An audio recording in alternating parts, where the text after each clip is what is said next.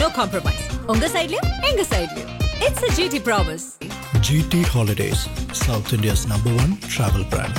உங்கள் தங்க நகையை அதிக விலைக்கு விற்கவும் மற்றும் அடகில் இருக்கும் தங்க நகையை மீட்டெடுத்து அதிக விலைக்கு விற்கவும் உடனே அணுகவும். Prime gold hub 9840551787. தமிழர்களின் #1 சாய்ஸ் தமிழ் மேட்ரிமோனி. தமிழ்நாட்டுல வட இந்தியர்களுக்கு பீகாரி மக்களுக்கு என்ன இங்க பாதுகாப்பற்ற நிலை இருக்கு?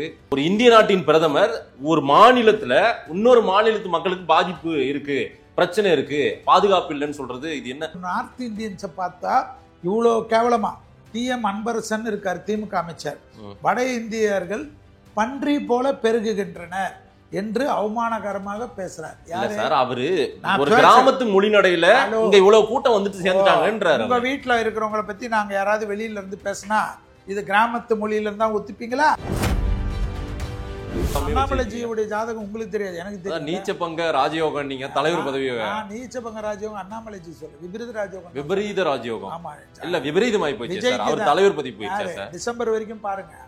தேசிய தலைவர்ல தலைவர் பதவியே போயிடுச்சு. தேசியத்துல நேஷனல் போஸ்ட் வரலன்னா என்கிட்ட கேளுங்க. அப்போ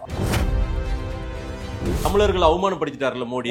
என்ன பண்ணாரு? அங்க பீகார்ல வச்சு தமிழர்கள் அரசியல்வாதிகளை பத்தி பேசினார் சார் தலைவர். அரசியல்வாதிகள் தமிழ்நாட்டுக்கு வரக்கூடிய பீகார் மக்களை மிரட்டுகிறாருன்னு சொல்லி இது போல ஒடிசாவுல போய் பண்ணீங்க. நீங்க இருக்கீங்கன்னு வரமாட்டேன்றாங்க. யாராவது இருக்கீங்கன்னு வரமாட்டேன்றாங்க. திமுகவே நிறைய பேர் வர வச்சிருவோம் சார். யாரு சார்? நாங்க வர வச்சிருவோம் திமுக கூட்டணியில. பயப்படாதீங்க சார். தொடர்ச்சியா வெற்றி பெற்றவங்க ஒன்னாதான் சார் இருப்பாங்க. உங்க கூட தோத்து போனவங்களோட அதே போல விஜயோட திமுக கூட்டணியில இருக்கவங்க யாரெல்லாம் பேசுறாங்கன்னு எனக்கு தெரியும் சார். நான் நிறைய பேருக்கு ஜோசியர் சார். விஜய் சாருக்கு நல்ல காலம் இருந்தாலும் விஜய் சார் கூட இருக்கவங்க விஜய் சாரை எங்க கொண்டு போய் நிறுத்துவாங்கன்னு எனக்கு தெரியாது. ஏன்னா நீங்க சொன்னீங்கல்ல கூட இருக்கிறவங்களால பிரச்சனைன்றீங்க. ஆமா, வரதானே செய்யும். அதுக்காக உங்க கூட சேர்ந்துக்கணுமா? உங்க மீன்ஸ் பிஜேபி கூட. பிஜேபி கூட அவர் தனி அணி தான் பண்ணுவாரு. அதுல வந்து எனக்கு மாற்று கருத்தே கிடையாது. அவர் அந்த தனி அணி படுத்துறாருல, அப்ப திமுக கூட இருக்கிற எந்தெந்த கூட்டணி அவர் சேர்க்கிறாருன்னு நாங்க பாப்போம்ல. அமித்ஷாஜி எலெக்ஷன் முடிஞ்சு இங்க வந்துருவார் சார். எதுக்கு? இங்க தமிழ்நாடு தான் இனி அடுத்தது. பயப்படாதீங்க சார், பயப்படாதீங்க. அமித்ஷா சார் பேரை சொன்ன உடனே அரசியல்வாதிகளுக்கு பயம் இருக்கோ இல்லையோ, மாதேஷ் முன்னாடி வந்து உட்கார்றாரு. ஐயோ இது என்ன புது ரூட்? ஜாலியா உட்கார்ந்து சாஞ்சுக்கிட்டு பேசிட்டு சாஞ்சுக்கின்னு இது எப்படி மோடிஜி அப்படி இப்படி அமித்ஷா சொன்ன என்னது அமித்ஷாஜி வந்துருவாரு. இந்தியா ஃபுல்லா பெண்கள் வந்து மோடிஜி தான் சார். நீங்க என்னவோ வந்து அதை இதன்னு பேசிட்டு இருக்கீங்க. எந்த தலைவர் பண்ணாங்க இத்தனை வரைக்கும் சுதந்திரத்துல? 33%. எல்லாம் வாய்க்கிலேயே இந்த சந்து நார்த்ல பேச வேண்டியது, சவுத்ல பேச வேண்டியது, வெஸ்ட்ல பேச வேண்டியது, ஈஸ்ட்ல பேச வேண்டியது, அஷ்டதிக்கிலையும் பேச வேண்டியது. பெண்கள் பாதுகாப்பு, பெண்களுக்கான பிரதிநிதித்துவம், உரிமையெல்லாம் கொடுத்த ஒரு கட்சி தான் பிஜேபி. அந்த கட்சி 12 வருஷமா இப்ப மோடி ஆளும்போது தான் மணிப்பூர்ல நிர்வாணமா ஒரு பெண்ணை விரட்டிக்கிட்டு ஓடினாங்க. கதையை பேசுது. மலங்காலத்து இடத்துக்கு போனீங்களா? உளுந்தூர்பேட்டையில் அவ்வளோ பேர் செத்ததுக்கு போனீங்களா? விஜய் உடைய இது நடந்தோன்னா சார்ட்டர் ஃபிளைட்டில் போறீங்க. ஏன் உளுந்தூர்பேட்டையில் செத்தவெல்லாம் மனுஷன் இல்லையா? கலாச்சாராய சாவுக்கெல்லாம் அப்போ அமைச்சர் பெருமக்கள் போனாங்க. திரு உதயநிதி அப்போ அமைச்சர் மக்கள்கள் போனா, உதயநிதி சார் போனா அது ஓகே. இங்க அமித்ஷா மணிப்பூருக்கு போனா அது உங்களுக்கு ஓகே கிடையாதா?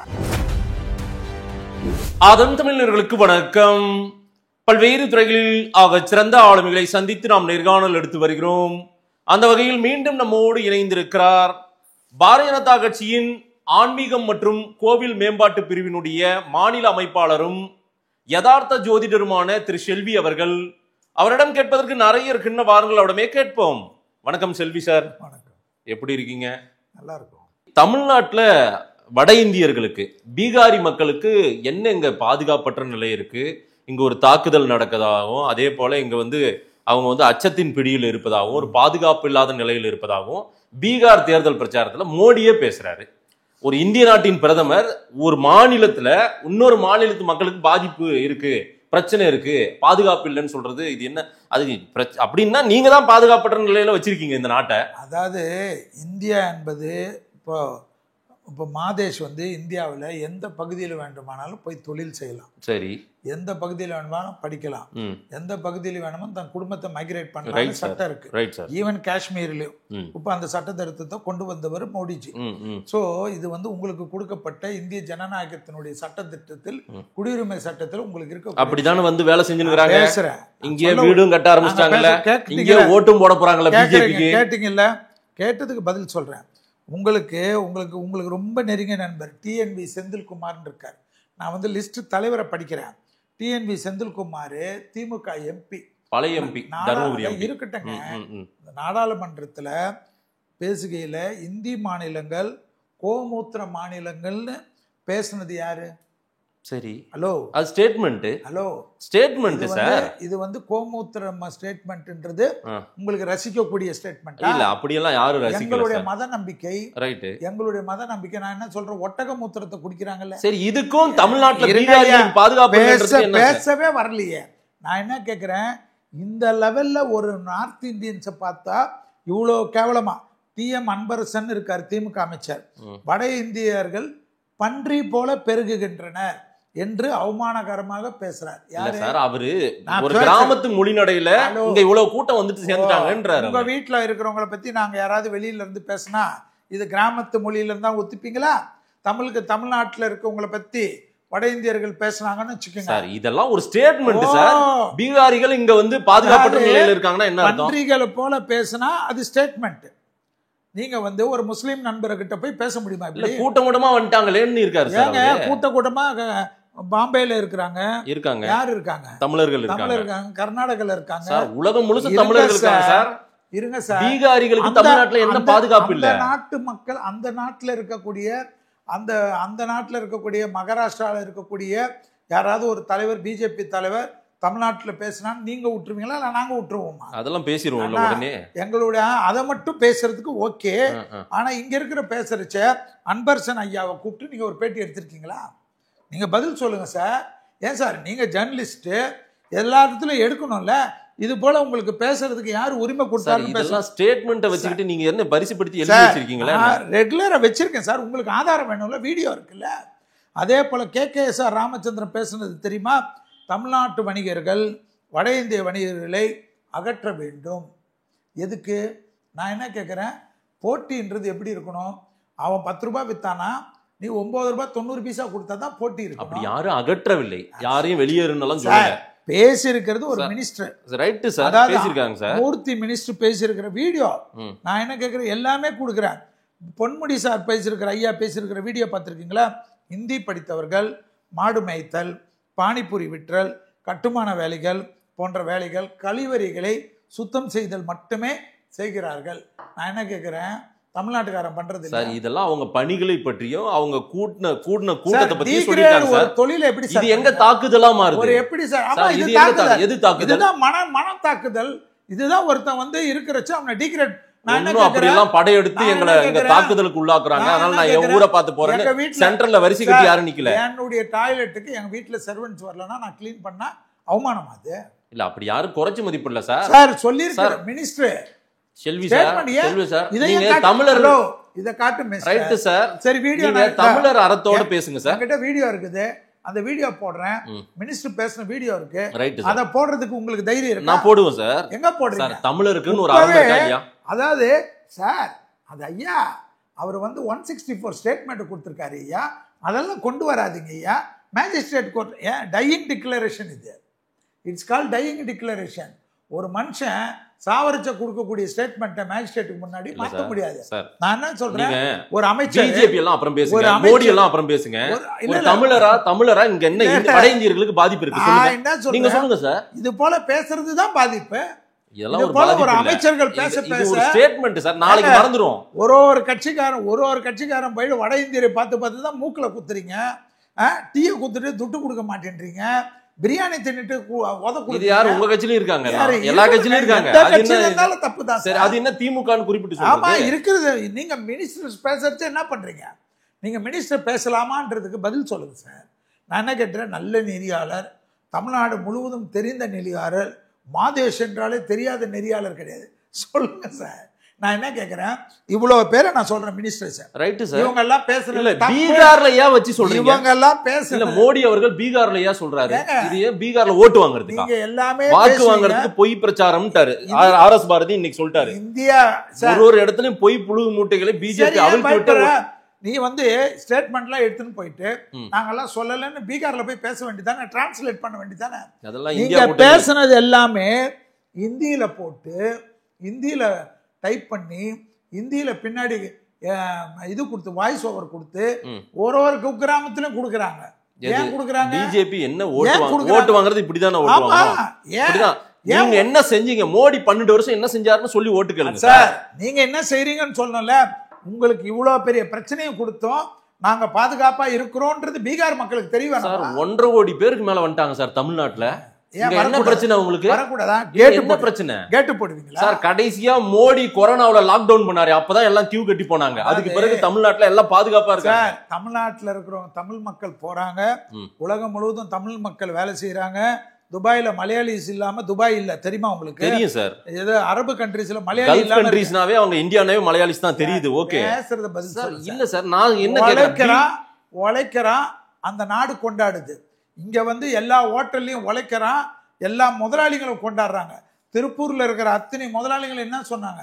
அவன் வருவான், உருளைக்கிழங்கு நாங்க ரெடி பண்ணி கொடுத்துட்டா போதும், கோதுமை மாவு கொடுத்துட்டா போதும், ஒரு டின்னு கொடுத்துட்டா போதும், கேஸ் ஸ்டவ் கொடுத்துட்டா போதும், அவன் பாட்டு சப்பாத்தி போட்டுப்பான், அவன் பாட்டு வேலையை பண்ணுவான். இங்க இருக்கிற மாதிரி குடிக்க அடிமை ஆயிட்டு எல்லா முதலாளிகள் ஸ்டேட்மெண்ட் உடனே செல்வி ஸ்டேட்மெண்ட்னு விடாதீங்க.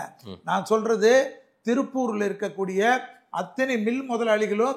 நான் என்ன கேட்குறேன், நீங்க தானே இவ்வளவு பெரிய ஜேர்னலிஸ்ட் தானே, ஏன் எல்லா முதலாளிகள்கிட்டையும் போய் பேச வேண்டியதானே? நாங்க தமிழ் மக்களை கொடுக்குறோம், தமிழ்நாட்டில இருந்து ஆளுங்களுக்கு. அதே தான் நீங்க என்ன சொல்றீங்க, தமிழ்நாடு மக்கள் படிக்கிறாங்க. நான் சொல்றது பதில் சொல்ல, தமிழர்களால் வட இந்தியர்களுக்கு பாதிப்பா? பேச விடுங்க சார். இல்ல நான் சொல்ற கேள்வி நீங்க புரிஞ்சு சார். நீங்க ஒரு ஸ்டேட்மெண்டா சொல்றீங்க, நான் சொல்றது தமிழர்களால் வட இந்தியர்களுக்கு பாதிப்பா? நம்மளால ஏதாவது பாதிப்பா? ஏன் பாதிப்பா? இது மாதிரி பேச ஒரு பேசுற ஸ்டேட்மெண்ட்டுக்கும், ஆமா, ஒரு லீடர் பேசுறச்ச ஒரு அவங்கள சுத்தி இவ்வளவு லட்சம் ஃபாலோவர்ஸ் இருக்காங்க. இப்ப நம்ம 2 பேரும் வீடியோல பேசுறோம், 1 மில்லியன் பேர் பாக்குறாங்க. அப்ப மாதேஷ் பேசுறது செல்வி கம்முன்னு இருந்தாரு சொல்ல மாட்டாங்களா? தமிழனுக்கு இருக்கிற மனிதனையும் யாருக்குமே கிடையாது. ஆமா, அந்த அறம் தமிழனுக்கு தான் அறம் இருக்குது. இப்ப காசியில இருக்காங்க, காசிக்கு போயிருக்கு. இன்னைக்கு செட்டியாருங்க அந்த ஊர்ல இருந்து, அந்த ஊர்ல காசி செட்டியில காசியாரு இப்போ வைஸ் பிரசிடென்ட் திறந்து வைக்க போறாரு. அவ்வளவு பெரிய சத்திரத்தை அந்த ஊர்ல வந்து அங்க போய் நின்று இத்தனை ஆண்டு காலமா நின்று இவ்வளவு பெரிய வெற்றிகரமாக அவங்க நிக்கிறாங்கன்னா தமிழ் மக்களை வந்து அவங்க துரத்திட்டாங்களா? செட்டியார்கள் போய் அந்த அதே போல ஒரு காலத்துல நீங்க பாத்தீங்கன்னா, நான் என்ன சொல்றது, 40 ஆண்டு காலம் 50 ஆண்டு காலம் வாணிகத்தை கத்து குத்தவர்களே வாணிக செட்டியார். அவங்க எல்லாம் போய் தமிழ்நாட்டினுடைய பெருமைகளை எஸ்டாப்ளிஷ் பண்ணா அது பெருமை. ஆனா வட இந்தியா மட்டும் தமிழ்நாட்டுக்கு வந்தா உங்களுக்கு என்ன பிரச்சனை? இல்ல யாரும் தடுக்கல சார், யாரும் பிரச்சனையா சொல்லல. என்ன கேக்குறேன், வட இந்தியா பல்கி பெருகி போயிட்டாங்களே, நாளைக்கு பிஜேபிக்கு ஓட்டு போடுறதுக்கு பிளானா இதை கொண்டு வந்து இறக்குறாங்களே. போடுற மாதிரி அவனுக்கு செய்யுங்க. இல்ல சார், இங்க தமிழன் நமக்கு ஓட்டு போட மாட்டேன்றான். தமிழன் நமக்கு ஓட்டு போட மாட்டேன் பிஜேபிக்கு, திமுகவுக்கு ஓட்டு போறான். சரி பார்த்தோம், வட இந்தியர்களை கொண்டு வந்து இப்போ கர்நாடகால இருக்கிற தமிழ் மக்கள் காங்கிரஸுக்கு ஓட்டு போட்டிருக்காங்க. ஏன் இப்ப பிஜேபிக்கு ஓட்டு போட்டாங்க? பதில் சொல்லுங்க. இல்ல தமிழ்நாட்டை நம்ம இல்ல சார், பிஜேபி தமிழ்நாட்டுல பெருசா இல்ல, அதனால இங்க ஏதாவது நான் என்ன கேக்குறேன், பிஜேபிக்கு லாஸ்ட் டைம் ஓட்டு போட்டாங்க கர்நாடகால இருக்கிற மக்கள். பிஜேபி அங்க சரியா கவரன்ஸ் கொடுக்கல, காங்கிரஸ்க்கு ஓட்டு போட்டாங்க. மகாராஷ்டிராலயும் அப்படிதான், பாம்பேல காங்கிரஸுக்கு தான் ஓட்டு போட்டிருந்தாங்க இவ்வளவு நாள். காங்கிரஸ்காரங்க சரியில்லைன்னா இப்ப பிஜேபிக்கு ஓட்டு போட்டிருக்காங்க. பிஜேபி நாங்க சரியில்லைன்னா காங்கிரஸ்க்கு ஓட்டு போட போறாங்க. நான் என்ன கேக்குறேன், அதிமுக சரியில்லைன்னா திமுக போடுவாங்க, திமுக சரியில்லைன்னா பிஜேபிக்கு ஓட்டு போட மாட்டாங்க. அதாவது நீங்க ஏன் கவலைப்படுறீங்க? நாங்க இன்னும் நாங்க என்ன சொல்றோம், தமிழ்நாட்டுல எல்லாருமே எங்களுக்கு தான் ஓட்டு போடுவோம் நாங்க சொன்னோமா? நாங்க வந்திருக்கோம் சார். 2026ல நாங்க போறோம். பெரும் கூட்டணியை வைக்கிறதுக்கு ட்ரை பண்றாங்க எங்க தலைவர்கள். அது எந்த லெவல் இருக்குதுன்னு பெரும் கூட்டணியா சார்? ஆமா, கூட்டணியில என்ன இருக்குது, நீங்க பெரிய கூட்டணி 11 கட்சி 14 கட்சி நீங்க கூட்டணி வைக்கலாம், நாங்கெல்லாம் சேர்க்க கூடாது. யாருமே சேர மாட்டேன்றாங்களே. அமித்ஷா வந்து போய் 6 மாசம் ஆகுது சார்.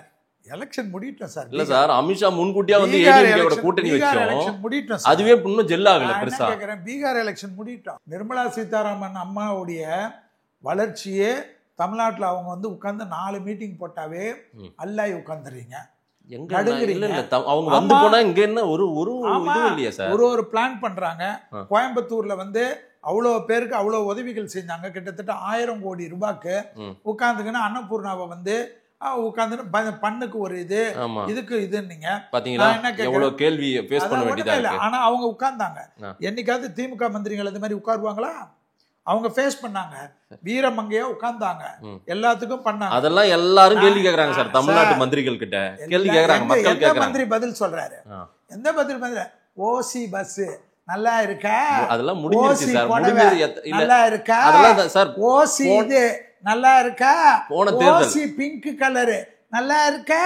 கொடுத்துட்டு இவ்வளோ கேவலமா பேசக்கூடிய மந்திரிகளை வச்சுக்கின்னு அவங்க கிட்ட மந்திரிங்க கிட்ட எல்லாம் நீங்க கேட்டீங்களா? அந்த மந்திரியா நிறைய கேள்வி உன் வீட்டு துட்டை கொடுக்கறியா? ஓசின்னு சொல்ற தமிழக மக்களுக்கு அதான் 24 தேர்தலுக்கு பயன்படுத்திட்டீங்களே, மறுபடியும் 26க்கு இதுதான் ஸ்கிரிப்டா? ஏன் பேசக்கூடாதா? பேசுனது யாரு? மந்திரிகள் பேசினாங்க. சிஎம் உழைக்கட்டும், எங்களுக்கு சிஎம் மேல ஒரு வருத்தமும் இல்லை எனக்கு. சரி, ஏன்னா எனக்கு நல்லா தெரிஞ்சவர். சிஎம் கஷ்டப்படுறாரு, பாடுபட்டாலும் கூட இருக்காங்க இல்லையா அந்த மந்திரிங்க, எம்எல்ஏங்க, அந்த அல்லக்கைங்க எல்லாமே இருக்குது இல்ல, அவங்க எல்லாம் ஒரு தமிழ்நாட்டு மக்களுக்கு ஒரு ஊர்ல ஒரு வட்டத்துல இவங்க பண்ற கொடுமை எல்லாம் மக்கள் பார்த்துட்டு இருக்கிறாங்க. எல்லா லெவலையும் பார்த்துட்டு இருக்கிறாங்க. பார்த்துட்டு இருந்து அதே போல சென்னை மேயர் அவங்க வெள்ளம் இது வந்து 98.5% முடிஞ்சு விட்டுது. திருப்பி வெள்ளம் வந்த பிறகு இப்போ ஒரு பாதி 10% இன்னும் இருக்குது. வெள்ளக்காடு எல்லாமே உங்க பாஷையில 4000 கோடியை போட்டு 98.5% பணிகள் நிறைவடைஞ்சிட்ட பிறகு ஏன் வெள்ளம் சேர்ந்ததுன்னு கேட்கறதுக்கு இங்க இருக்கிற ஒரு ஜெர்னலிஸ்டுக்கும் மாதேஷ் வந்து மேக்கப் போட்டுக்கிறாரு, உட்கார்ந்துக்கிறாரு. 1-to-1 பிஜேபி காரனை பார்த்தா இந்த கேள்வி அந்த கேள்வி. ஏன் உங்க மேயர் அம்மா ஒரு கேள்வி எல்லாரையும் கேக்குறோம். எப்ப கேட்டீங்க? ஏதாவது ஒரு கேள்வி காட்டுங்களேன். சரி, ஒரே என்ன செஞ்சிட்டீங்க சார்? யாரு?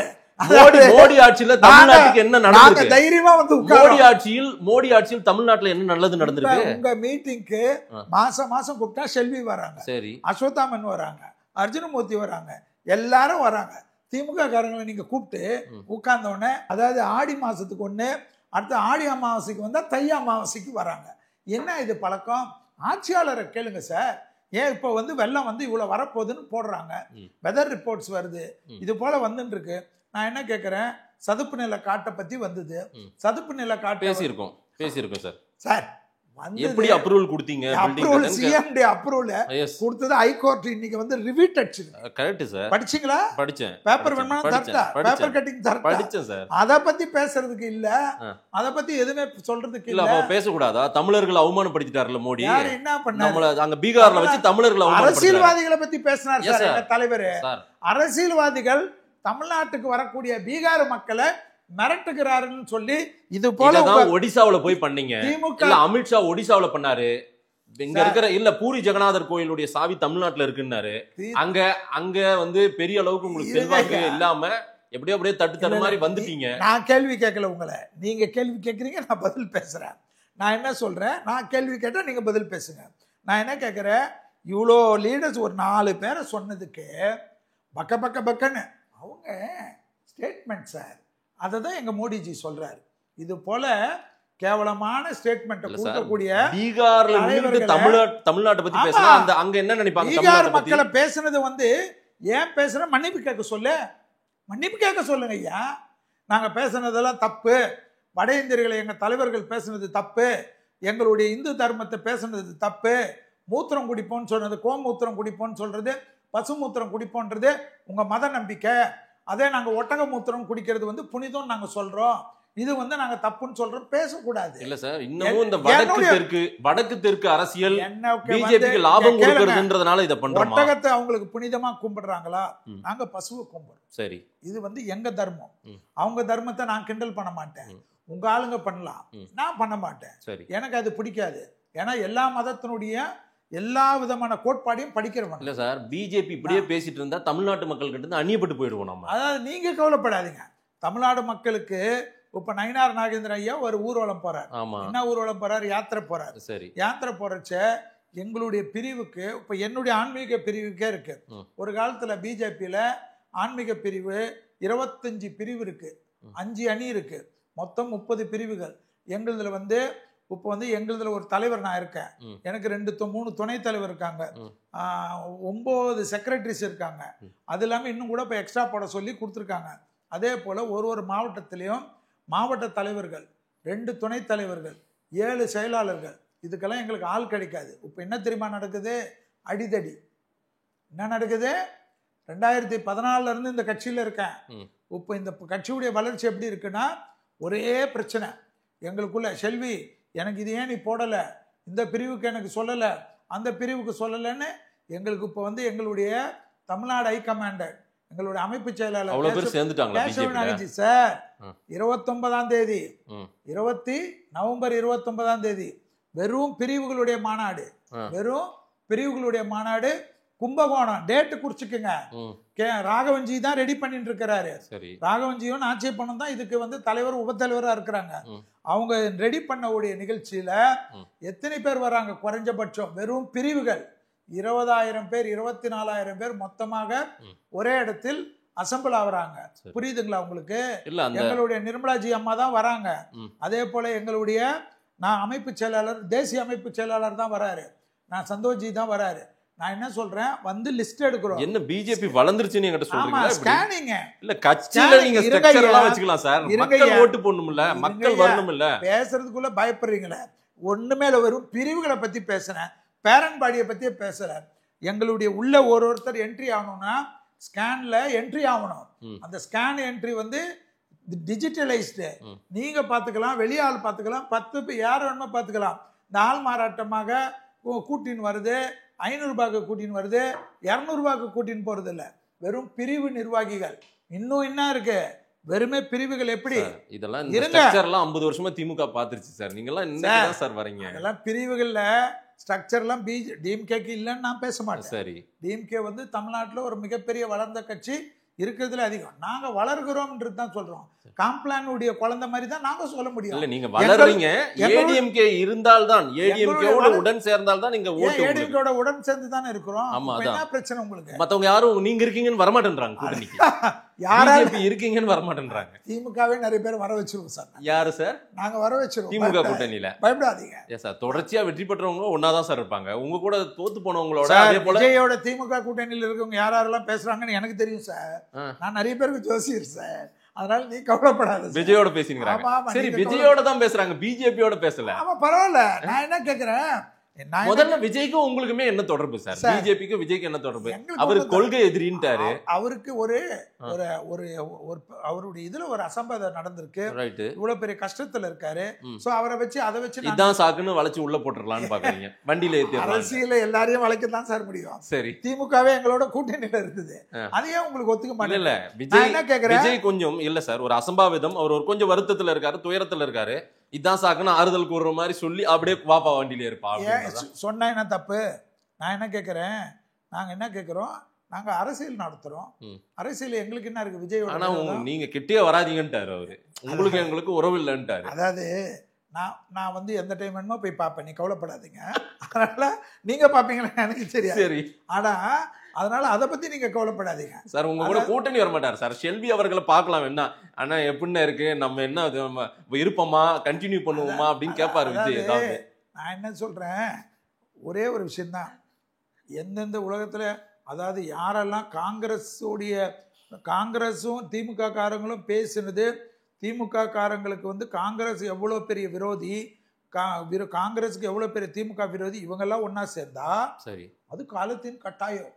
ஆனா நாங்களும் விஜய் சேர்ந்தா மட்டும் அது வந்து காலத்தின் துரோகம். நீங்க சொல்லி சந்தோஷப்பட்டுக்கோங்க சார். ஆனா விஜய் வரமாட்டாரு. ஏன் வர்றோம்? இல்ல, நான் என்ன கேக்குறேன், விஜய் வராரோ வரலையோ, ஆனா விஜய் வரமாட்டார் சார். ஆமா, சத்தியம் சார். ஜான் ஆரோக்கியசாமியும் நிர்மல் குமாரும் உங்களோட உறவே வேணான்னு வர.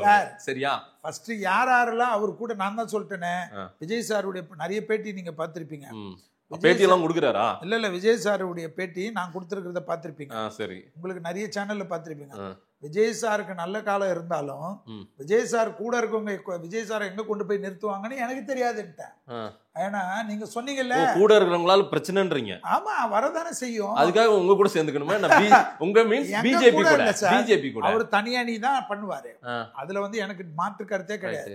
அவர் அந்த தனி அணி படுத்துறாருல, அப்ப திமுக கூட இருக்கிற எந்தெந்த கூட்டணி அவர் சேர்க்கிறாருன்னு நாங்க பாப்போம்ல சார். இது என்ன சார், இது உங்க கூட வருவாங்கன்னு சொல்லுங்க சார். விஜய் கூட போவாங்கன்னு சொல்றது இது என்ன சார்? கூட ஏன் சார் வரணும்? நான் என்ன இதுல இருந்து ஒண்ணு புரிஞ்சுக்கோங்க, உங்க கூட சேர்றதுக்கு யாரும் விருப்பம் இல்ல. சரி, எங்க கூட சேரலாம் கூட போது, விஜய் கூட சேரலாம். எங்க கூட இருக்கிறவங்க நிறைய பேர் வந்துட்டாங்க சார். அமித்ஷாஜி எலெக்ஷன் முடிஞ்சோன்னு இங்க வந்துருவார் சார். எதுக்கு? இங்க தமிழ்நாடு தான் இனி அடுத்தது. பயப்படாதீங்க சார், பயப்படாதீங்க. அமித்ஷா சார் பேரை சொன்ன உடனே அரசியல்வாதிகளுக்கு பயம் இருக்கோ இல்லையோ, மாதேஷ் முன்னாடி வந்து உட்கார்றாரு.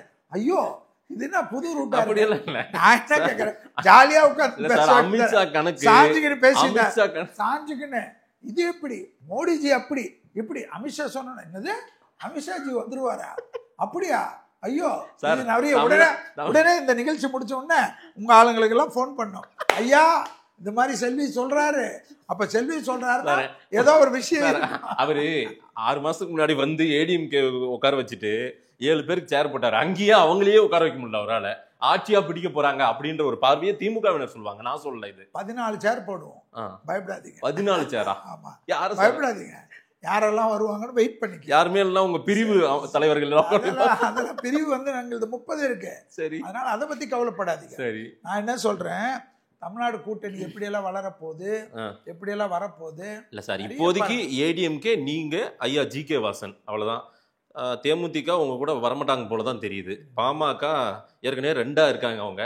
அதுல எந்த அணியை நீங்க சேர்த்தாலும் இன்னொரு அணி உங்களுக்கு எதிராக செயல்படும். நிறைய பிரச்சனை இருக்கே சார். ரொம்ப சந்தோஷம். நான் என்ன கேட்கிறேன், அரசியல்ல பிரச்சனை இருக்கணும். அரசியல்ல ஸ்மூத்தா இருந்தா அரசியல் ஆகாது. அரசியல்ல போட்டி இருக்கணும்.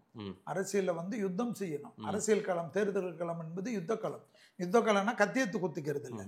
மக்களிடத்தில் எங்களுடைய திட்டங்கள், மக்களிடத்தில் எங்களுடைய கொள்கைகள், நாங்கள் எங்கள் மோடிஜி செஞ்சிருக்கிறது, இது வரைக்கும் மக்களுக்கு என்னென்ன நாங்கள் செஞ்சுருக்கோம் எல்லாமே நாங்கள் வந்து இப்போ ஸ்டாட்டிஸ்டிக்ஸ் தான் எங்களுது எல்லாமே ஸ்டாட்டிஸ்டிக்ஸ் தான் விஷயம். அதாவது கூகுளுடைய இதுவே இருந்தது, ஜோகோவுடைய லெவலுக்கு நாங்கள் கொண்டு போயிட்டோம். அவர் மோடி ஆதரவாளர், பிஜேபியில் வேற இருக்காரு. ஏன் நான் என்ன கேட்குறேன், ஒரு தமிழன் ஏன் அது ஒதுக்க மாட்டேன்? தமிழன் தான். தமிழன் மோடிஜி ஜோகோ என்ன உங்க தமிழ்நாட்டுக்கு வரி கட்டாமல் இருக்காரா? நான் என்ன கேட்குறேன், ஸ்ரீதர் வெம்பு வந்து தமிழ்நாடு முதலமைச்சர் படத்தை போட மாட்டேன்றாரா? இல்லை அவர் வெப்சைட்டில் நீங்கள் தமிழ்நாடு முதலமைச்சர் படம் தேடினா வரமாட்டேன்தா? தேடி பாருங்க. தமிழக முதல்வர் தமிழர் பெருமை தான். ஆனால் பிஜேபிக்கார் அவரு அதாவது பிஜேபிக்காரர் தான் உலகம் ஃபுல்லா இருக்காங்களே. அப்ப நீங்க எந்த ஊர்லயும் கால் வைக்க முடியாது. இல்ல சார், தமிழ்நாடு நான் என்ன சொல்றேன், எந்த ஊர்லயும் நீங்க கால் வைக்க முடியாது சார். எல்லாம் பேசுனீங்க, ஆந்திராவை காலி பண்ணியாச்சு, இப்ப தெலுங்கானா அடுத்தது, கர்நாடகால ஏற்கனவே நாங்க ஆட்சியில வந்துட்டோம். சரி, இப்ப எதிர்கட்சி நாங்க தான். கேரளா தமிழ்நாடு பண்ணாதீங்க. கேரளா இந்த வாட்டி எலெக்ஷன்ல பாருங்க, இருந்தவரே ஒருத்தருக்கு அமைச்சர் எல்லாம் கொடுத்தீங்க. அவர் எனக்கு அமைச்சர் வேணா, நான் மறுபடியும் படம் நடிக்க போறேன்றாரு. அவர் எதுக்கு நடிக்க போறாரு? அவர் எதுக்கு நடிக்க போறாரு? வேண்டாம், உங்க உறவே வேண்டாங்க. வருமானம் வரல எனக்கு, சினிமால வருமானம் வரும். ஏன்னா எங்க கட்சியில இருக்கவன் சம்பாதிக்க மாட்டாங்க சார். அதனால நான் திருப்பி போய் சினிமாவில் நடிச்சு சம்பாதிக்கிறேன். எனக்கு நிறைய கமிட்மெண்ட் இருக்கு, லோன் இருக்கு, அதெல்லாம் அடைக்கணும். மந்திரி ஆயிட்டு எனக்கு புரோட்டோகால் கிடைச்சா கூட இல்லைன்னு அந்த அளவுக்கு தார்மீகத்தோட போறாரு. ஒரு மத்திய மந்திரி சம்பாதிக்க முடியலன்னு மறுபடியும் சினிமாவுக்கு போறாரு. அதுதான் மேட்ரு. ஏன் அதுல உங்களுக்கு என்ன டவுட்? இது என்ன நல்ல ஸ்டேட்மெண்ட்? ஆமா, இதுதான் ஸ்டேட்மெண்ட். என்ன ஸ்டேட்மெண்ட்? இதுதான் உண்மை. எதுக்கு போறேன்னாரு, நாங்களுக்கு வந்து இதுவா இல்லை, இங்க பிஜேபி தமிழ் கேரளால வளர்க்கறது என்னுடைய இது, இந்த மந்திரி பதவி எனக்கு வேணாம், நான் சினிமாவில் இருக்கிறேன், நான் மீதி டைம் எல்லாம் பிஜேபி வளர்த்துக்கிறேன். இல்லை சார், மற்ற ஸ்டேட்ல நீங்க வந்து இது ஆந்திராவை பிடிச்சிட்டோம், கர்நாடகாவை பிடிச்சிட்டோம், வந்துட்டோம் அப்படின்லாம் சொல்றீங்க. தமிழ்நாடு உங்களுக்கு உண்மையாவே கொஞ்சம் சிக்கல் உள்ள மாநிலம் தானே, பிரச்சனை உள்ள மாநிலம். உங்களால இதை ஹேண்டில் பண்ண முடியல. அமித்ஷா ஃபார்முலா ஒர்க் அவுட்டே ஆகிறது இல்லை. யாரு இல்லைன்னா நாங்க என்ன சொல்றோம், யாரு இல்லைன்னா தமிழ்நாட்டில் திராவிடம் வந்து வளர்ந்துருக்கு, அதை மாற்ற முடியாது. திராவிடத்தினுடைய இதை வந்திருக்கு. எல்லாமே என்னன்னா வளர்ந்துருக்குதோ, 100 வருஷம் பாரம்பரியமான ஒரு கடைகளுமே காணாத போனதெல்லாம் சரித்திரம் இருக்கு. சரி, ஸோ எல்லாமே காலப்போக்கு. அதனாலதான் திராவிட கட்சியில இருந்து வந்தவர் உங்க கட்சியில இன்னைக்கு அடையாளமா இருக்கக்கூடிய ஐயா நயினார் நாகேந்திரனை தூக்கிட்டு வந்து தலைவரா வச்சு. ஆமாங்க, அவருக்கு விருப்பப்பட்டா. நான் என்ன கேட்கிறேன், எங்க எங்கள் ஐடியாலஜி சிலருக்கு பிடிக்குது இப்போ. ஸோ வராங்க, நிறைய முஸ்லீம் வந்து சேர்ந்துட்டு இருக்காங்க. கேரளா ஃபுல்லாக கிறிஸ்டின்ஸ் வராங்க.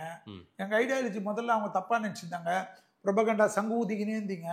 ஸோ கிறிஸ்டினுக்கு விரோதி முஸ்லீமுக்கு விரோதின்னு கேரளாவில் பார்த்தாங்க. ஓ இவங்க இருக்கிறது தான் நமக்கு பாதுகாப்புன்னு இன்னைக்கு எல்லா கிறிஸ்டின்ஸும் கேரளாவில் எங்ககிட்ட தான் வராங்க. முஸ்லீம்ஸ் நிறைய பேர் சொன்னீங்க, யூபியில எல்லாம் எல்லா முஸ்லீம்ஸும் ஓட்டு போட்டு தானே நாங்கள் ஜெயிக்கிறோம். இங்க என்ன பிரச்சனை? இங்க எவ்வளவு முஸ்லீம்ஸ் போறாங்க? வேலூர் இப்ராஹிம் வேலூர் இப்ராஹிம் ஒன்னு தெரியுமா உங்களுக்கு? வேலூர் இப்ராஹிம் இல்ல, எவ்வளவு இதுன்னு நான் தரேன்.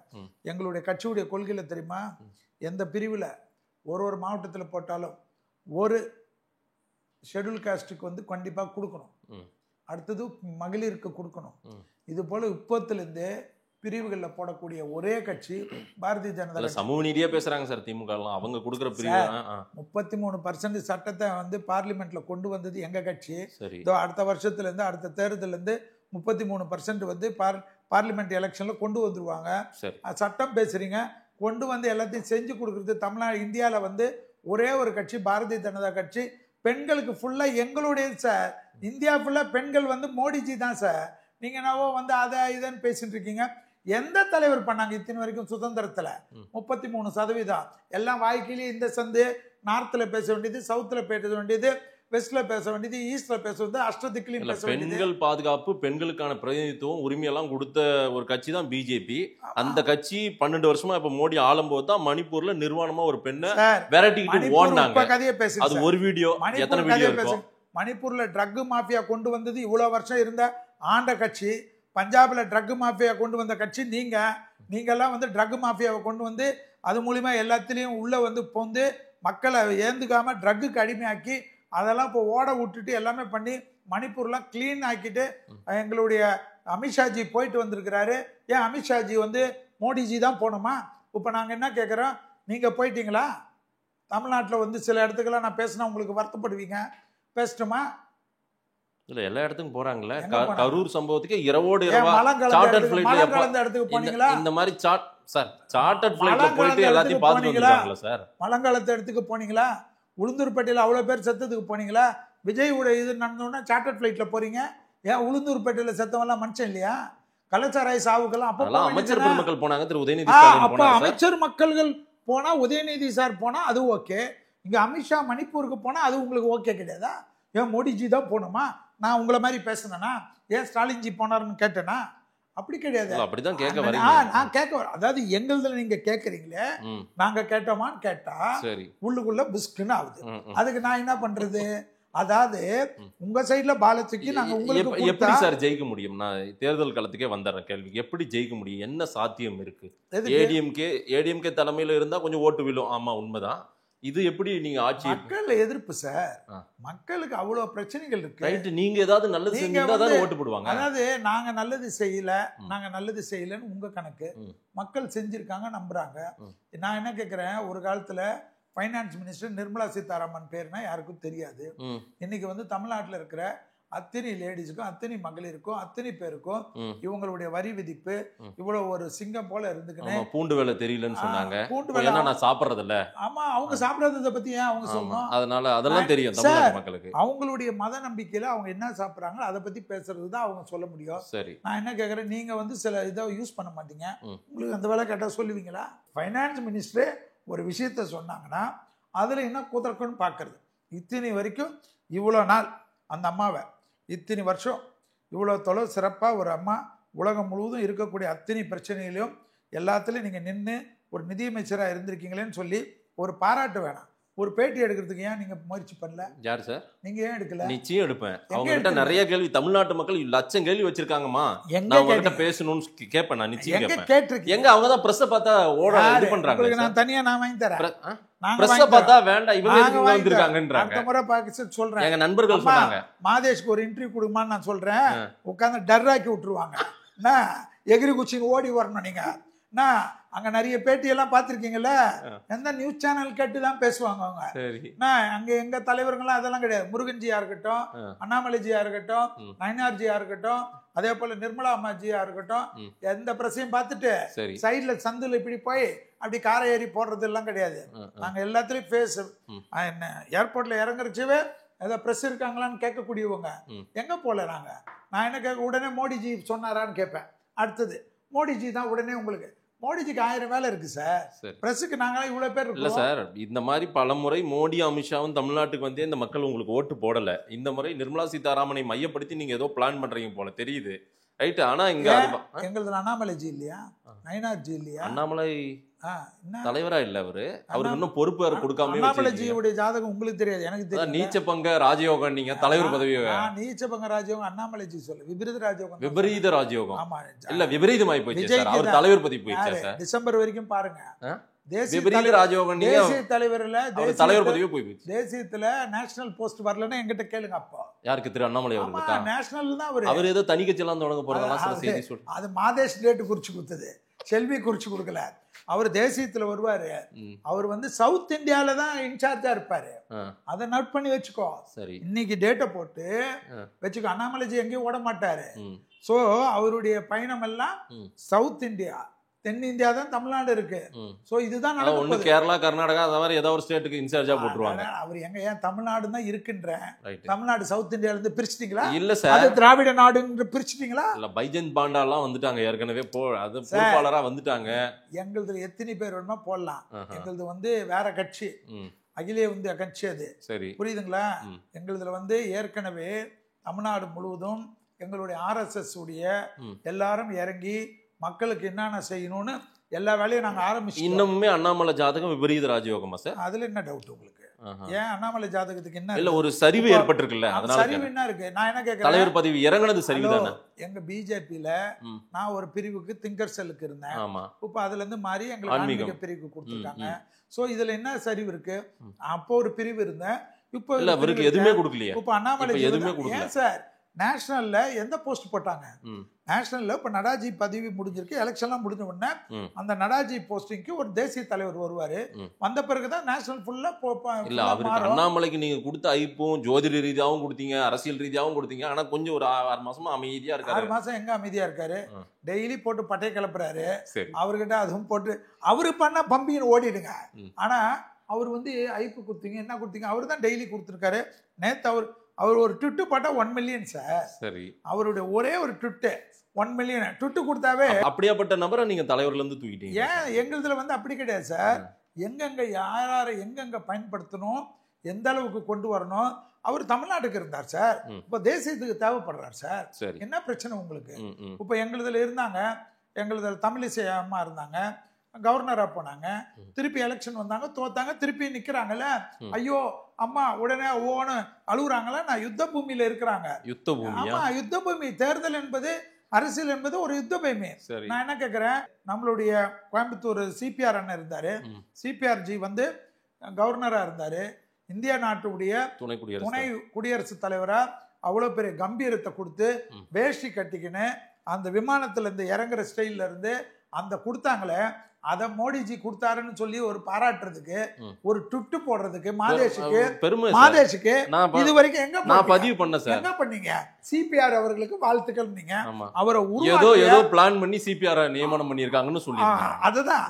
அதுல நாங்க CPR போட்டா உடனே அதுல ஒரு பிளான், இங்க நிர்மலாஜியை போட்டா அதுல ஒரு பிளான், அண்ணாமலைஜியை போட்டா அதுல ஒரு பிளான், திமுக இருக்கவங்க யாராவது ஏதாவது போட்டா இது அறம், இது அறம், இது வந்து நியாயம், இது தர்மம். என்னையா நான் என்ன கேக்குறேன், ஜிங்ஸ கடிங்க. சரி, நான் என்ன கேக்குறேன், அந்த துறைக்கு தான் நான் இருக்கிறேன். நான் என்ன கேக்குறேன், இவ்வளோ கோயில்ல வேல் எடுத்துன்னு வரக்கூடாதுன்னு ஒருத்தர் ஈவோ தடை போடுறாரு. நான் நடந்தது இல்ல, நியூஸ் படிச்சீங்கல்ல? நான் என்ன கேக்குறேன், இதெல்லாம் நியாயமா? காவல்துறை சொன்னது. ஈவோ சொன்னது. ஈவோ தான் உத்தரவு போட்டிருக்காரு. காவல்துறை எங்க இருந்து வந்தாங்க? நான் என்ன கேக்குறேன், இப்படி எல்லாம் நடக்குது. சேகர் பாபு அண்ணன் கிட்ட, அண்ணாச்சி இது போல எல்லாம் நடக்குது, இதெல்லாம் வந்து இந்த வழிபாட்டுல இப்படி எல்லாம் ஒரு வாட்டியும் முருகருக்கு சஷ்டி அன்னைக்கு அவன் வேல் கொண்டு வராம அவன் துப்பாக்கியா கொண்டு வர முடியும். நான் என்ன கேக்குறேன், திரு சேகர் பாபு அறநிலைத்துறை அமைச்சர் ஆன பிறகுதான் இங்கு பல கோயில்களுக்கு குடமுழுக்கு நடந்திருக்கு சார். அதுவும் அவர் முழுக்க சாமியாராவே இருக்காரு, பாத்தீங்களா இல்லையா? பேசுனது நான் தான். அவர்கிட்ட போய் இதை கேளுங்க அதை கேளுங்க. கும்பாபிஷேகம் நடக்கிறது பெருசு இல்ல, பக்தர்களை அந்த வழிபாட்டு முறையை கெடுக்காமல் பார்த்துக் கொள்வதுதான் அறநிலை. என்னைக்காவது முருகர் மாநாடெல்லாம் நடத்திருக்காங்களா திமுக? பாத்தீங்களா, முருகர் மாநாடெல்லாம் நடத்தணும் சார். ஏன்னா ஆன்மீக பூமியா வந்துருச்சு. பிஜேபி நடத்தணும்னா நீங்க நடத்துறீங்க, நீங்க உங்க செலவுல பண்ணல. திமுக வந்து நடத்தல, அரசாங்கம் நடத்துனது. திமுக நடத்துறோம், நாங்க பாரதிய ஜனதா கட்சி நாங்க நடத்துறோம் ஐயா. நாங்க நடத்துறோம். வேல் யாத்திரை வந்து முருகன்ஜி கொண்டு வந்தாரு. முருகன்ஜி கொண்டு வந்தது பிறகுதானே இப்ப நீங்க தமிழ்நாட்டுக்கு வேல்ன்றது முருகன்ஜி இன்ட்ரோடியூஸ் பண்ணுது.